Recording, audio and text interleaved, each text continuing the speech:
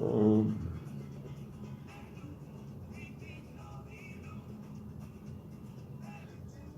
Buenos días.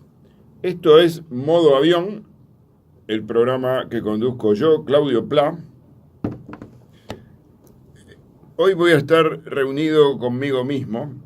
Estuve hablando con algunos consultores que me decían, che, tenés que armar el storytelling, la historia de vida, porque todo emprendedor o persona tiene que tener su biografía, su biopic, se dice ahora,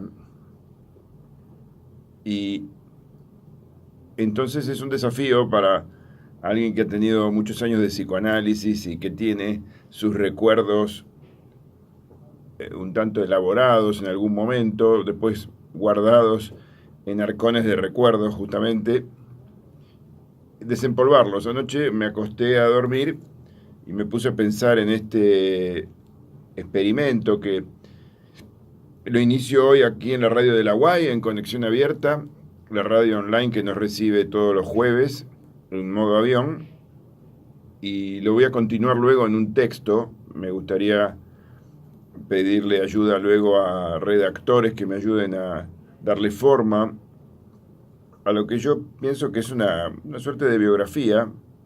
Lo del storytelling tiene que ver con la forma de contarlo. Se supone que en la antigüedad hombres y mujeres se reunían alrededor de un fuego al final del día a contar historias que le había pasado. Suponemos ahí que los hombres hablaban de la caza o de la pesca que habían tenido durante el día y las mujeres sobre las tareas que habían hecho de cosechar alimentos o cocinar o criar a los niños u otras tareas. Bueno, voy a empezar por el comienzo. Nací un 30 de junio de 1954. Tendría que haber nacido después, pero cuenta la leyenda que mi madre se cayó y rompió bolsa. Eso años después supe lo que significaba cuando estudié medicina, romper bolsa, que salga el líquido amniótico. Y bueno, mi madre fue internada. En esa época los partos se hacían con anestesia a la reina, que era una mascarilla que le ponían a la madre y la dormían. Así que el trabajo de parto lo hacía el partero, que era bravo. Se supone que en esa época el 90% de los partos se hacían con forceps, cosa que no es muy linda que digamos, pero bueno. Yo soy el segundo hermano de una familia que cuando yo nací era de clase media y mi padre había sido el fundador de Nobleza Radio, que luego se convirtió en Noblex, y mi padre creció como empresario y como persona que se desarrolló de la nada. Es un hombre que tuvo mucha calle, Alfredo Pla, un tipazo que yo me peleé con él durante toda mi adolescencia y parte de la juventud. Ya de grande lo entendí y ahora lo entiendo mucho más, que no está. Es de esos padres que crecen cuando fallecen, porque uno ahí saca la pulpa y se da cuenta lo gran tipo que era, un tipo muy generoso, muy volcado a ayudar a los demás, buena persona, la verdad. Y era un poco pícaro también. Mi madre era hija única de la familia Alem, desciende de un hermano de Leandro Alem y fue criada en un lugar complejo con la tía Manuelita, que era una tía que decían en la época que era cocot, que nunca estaba del todo determinado qué grado de moralidad o no moralidad tenía esta señora Cocot, pero la tía Manuelita, que le heredó el nombre a mi madre, que se llama Manuela, recibía en su casa, tenía como un salón de baile, iba Hipólito Yrigoyen y los políticos de la época a bailar y a conocer gente, así que Eh, Mi madre se crió en ese ambiente.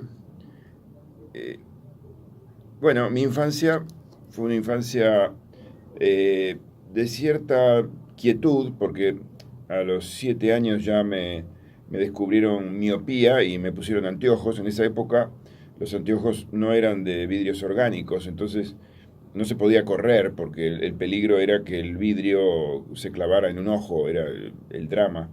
Entonces, años después supe que los miopes tienden a la lectura y a los juegos tranquilos y tienen a veces un poquito más de desarrollo del coeficiente intelectual por este tema del juego cercano y eh, de la curiosidad que despierta el ser corto de vista por las cosas que están cerca.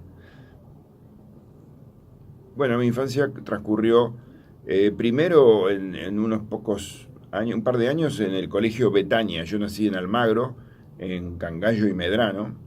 Iba a la plaza de ahí de Almagro a jugar a los indios. Era época de jugar a los indios, jugar a los cowboys con revólveres de cevita y escopetas con corchito. Eran también épocas de Titanes en el Ring con mi hermano mayor, con el cual no mantengo hoy un vínculo, pero nos peleábamos en esa época con luchas libres del estilo Titanes en el Ring, que ahora me enteré que la hija de Kardashian va a volver a hacer luchas de catch. Y decía, fue una infancia que transcurrió primero en el colegio Betania, en el jardín de infantes. Me acuerdo que me dejaron solo con una señora que tocaba el piano. Y yo decía, ¿esto qué es? Es un martirio escuchar a esta gorda que canta, todos los chicos medio llorando. Fue un episodio extraño. Después de ahí pasé a la Escuela Argentina Modelo, y que fue mi colegio primario y secundario. Terminé la secundaria allí. Me empezó a gustar la psicología cuando estaba en el colegio. Me acuerdo que mi profesor de psicología era anti-Freud, lo consideraba Freud un pecador, y yo ya había leído algo de Freud, me gustaba la teoría de la sexualidad freudiana, y me puso un 0, porque yo en un examen dije que Freud era un gran personaje y lo rescaté. Y me dijo que eso estaba mal, que Freud era malo. Bueno, me llevó a que me vinieran ganas de leer las obras completas de Freud, y cuando estaba en quinto año ya mi madre me regaló las obras completas de Freud con papel, hoja de Biblia, era la traducción de López Ballesteros, y me puse a leer Freud. En aquella época me entero de que hay un grupo de lectura. Entré en primer año, entré a cursar medicina.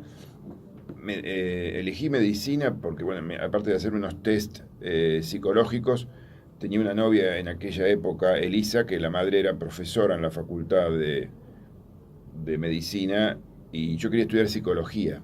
Corría el año 71. Y la madre de esta novia que tenía Elisa, que era médica, me dijo, no, no estudies psicología porque la carrera la van a destruir. Efectivamente, venía el gobierno militar y la carrera de psicología la devastaron, echaron a todos los profesores. Me dice, estudia medicina y después haces psiquiatría o psicología post-medicina. Bueno, me entusiasmaba la idea de la medicina y me puse a estudiar medicina con un traspié inicial, porque en anatomía me bocharon, y fue la única materia de medicina que boché. Después me fue bien en toda la carrera, pero me asustó porque yo era un buen alumno en la secundaria, no me había llevado casi ninguna materia, y que me bocharan era un golpe a la autoestima tremendo. Redoblé mi esfuerzo para estudiar. Y bueno, me puse a leer Freud. En aquella época tenía las obras completas y me entero que en la clínica de Alberto Fontana, que era un psiquiatra fallecido, muy audaz el tipo porque había explorado. Alberto Fontana fue el que hizo las primeras experiencias con ácido lisérgico en sesiones prolongadas, que les daba pequeñísimas dosis de LSD para los pacientes para descontracturarlos, digamos, hacer una suerte de construcción psicológica y ver qué surgía de este experimento. Bueno, pero tenían psicoanalistas bastante bien formados adentro y habían hecho un grupo de lectura. Me acuerdo que era un grupo de lectura sobre la metapsicología. Empezar a leer Freud por la metapsicología era una cosa absolutamente demencial. Y yo tenía mis 18 años y en el grupo, esto no sé si se acordará, estaba una señora que era muy educada, muy formada, que era Fernández Meijide, la señora Fernández Meijide, que estaba con su marido, el arquitecto Fernández Meijide, que los dos se habían puesto a estudiar psicología por curiosidad, porque este era todo un grupo de gente que vocacionalmente queríamos leer Freud. Así que empecé a leer Freud ya a los 18 años y no abandoné nunca la formación freudiana, o digamos, no la abandoné por muchos años, ahora la tengo abandonada, pero me recibí de médico, me costó asumir algunas cuestiones de la medicina, me acuerdo que hice guardias en el Hospital Durán en cuarto año y tenía mucha angustia frente a la muerte. El encuentro con la muerte como médico es muy dura. Cuando entraba un paciente y lo tratábamos de reanimar y no lo lográbamos, y había que salir ahí en caliente a decir el paciente ha fallecido, era durísimo, durísimo. También se dan anécdotas que son surrealistas.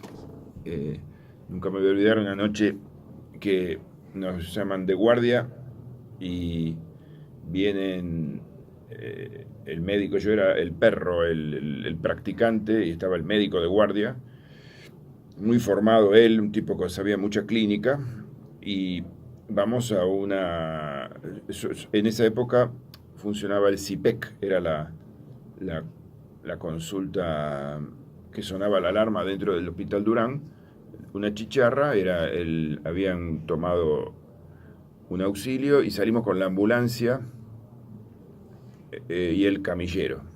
Y vamos a un conventillo que quedaba ahí cerca del Durán, pasillo largo, lleno de gente, todos asomados.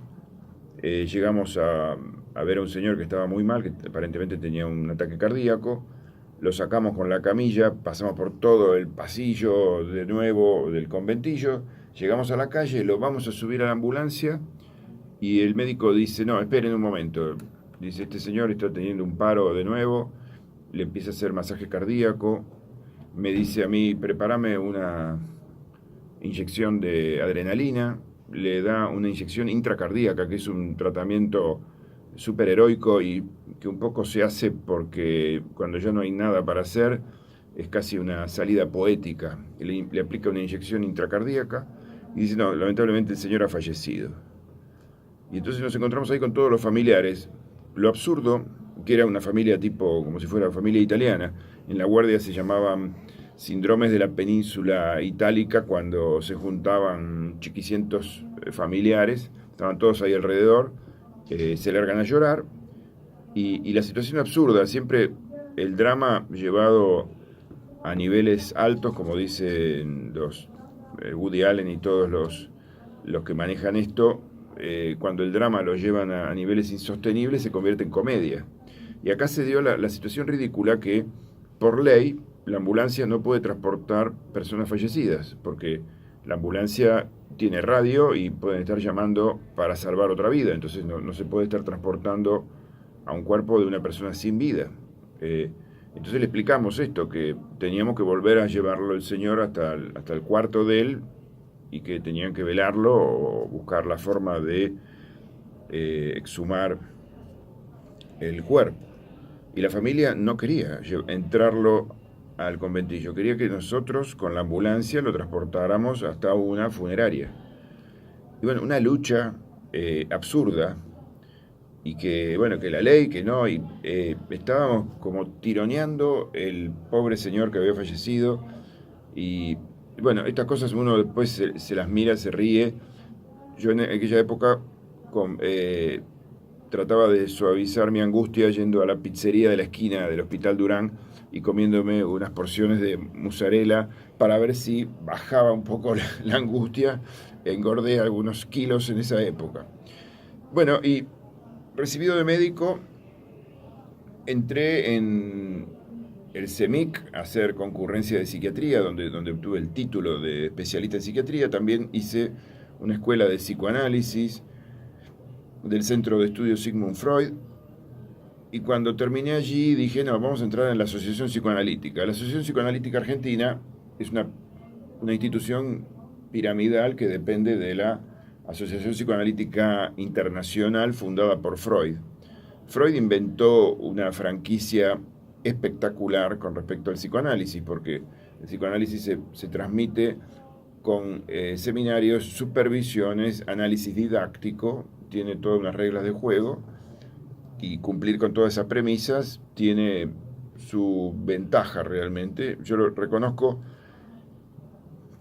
que en un momento estaba empapado de psicoanálisis porque tenía pacientes de 4 sesiones semanales que los estaba supervisando, iba a seminarios y yo también tenía análisis personal de 4 sesiones semanales. Iba a mi analista lunes, martes, miércoles y jueves, atendía pacientes lunes, martes, miércoles y jueves o viernes, y iba a supervisión, 2 supervisiones con 2 psicoanalistas didactas que nos enseñaban qué estábamos haciendo bien y qué estábamos haciendo mal. Yo tuve francamente un momento en que sentí que estaba embebido en psicoanálisis, que decía, ahora entiendo qué es lo que quiso hacer Freud con esto. Era una locura total. Pero bueno, fue un lindo momento y yo creo que el psicoanálisis es para la primera etapa de la vida adulta. El psicoanálisis va para entre los 20 y los 30. Después de los 30, no more psicoanálisis. Yo tuve una crisis vital con un divorcio, me deprimí y ya había terminado mi psicoanálisis y dije, no, esto no va, ahora hay que hacer cosas con el cuerpo. Hice trabajo corporal, hice psicodrama, que la técnica con Dalmiro Bustos, que es un maestro realmente de psicodrama. Estuve en talleres de creatividad con Hilda Cañeque, hice otras cuestiones, y también estudié psicofarmacología, porque ahí, cuando estaba en un pozo, eh, alguien ya estaba hablando de la santa fluoxetina. La santa fluoxetina fue una revolución en el en la psicología, en la psiquiatría, que fue el invento de el Prozac. El Prozac fue un antes y un después de la psiquiatría, porque se dieron cuenta que modulando la serotonina no solamente se iba a la depresión, sino que se modulaba la ansiedad y se modulaba la ira, la irritabilidad. Entonces, el Prozac fue una oleada de novedad en la psicología. Bueno, ahí obviamente me acerqué al que era en ese momento uno de los maestros de la psicofarmacología, Moisesowicz. Hice el curso con él y empecé a tratar pacientes con medicamentos, viendo que algunos realmente lograban avanzar muchísimo, muy rápido, y si bien el psicoanálisis es una herramienta complementaria y muy buena, y es un tratamiento excelente, si, en algunos casos si se suma psicoanálisis más medicamentos, el avance es mucho mayor.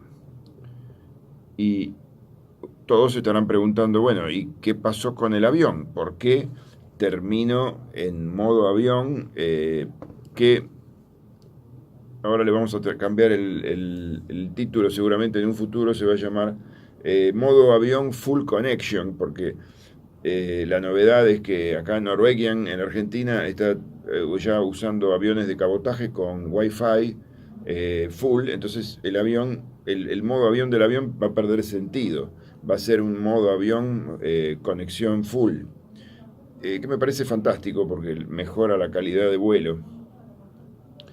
Eh, terminado mi formación psicoanalítica en la APA, el que había sido mi analista didáctico me invita ya como colegas, yo ya estando recibido, a trabajar en Aerolíneas Argentinas.